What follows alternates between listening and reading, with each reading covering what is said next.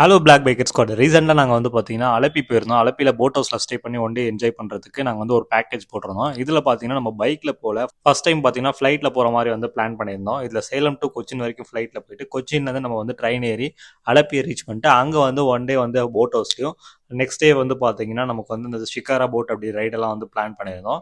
எப்படி இருந்துச்சு flight experience? நல்லா தான் இருக்கு. நல்லா இருந்துச்சா? ஃபர்ஸ்ட் டைம் அதனால நல்லா இருக்கு. Super bro. சூப்பராக இருந்துச்சா? ஃபர்ஸ்ட் டைம் வேற லெவல் ப்ரோ. வேற லெவலில் இருந்துச்சு. Okay okay okay. ஆக்சுவலாக ஃப்ளைட் எக்ஸ்பீரியன்ஸ் நல்லா தான் இருந்துச்சு. நம்ம வேற ஒரு கதம்னு பார்த்துட்டு இருந்தேன். அதுதான் கொஞ்சம் ஆக்வர்டாக ஃபீல் ஆச்சு. மற்றபடி ஃப்ளைட்லேயே வேணாம், இதுக்கு மேலே வரமாட்டேன் அப்படின்றது.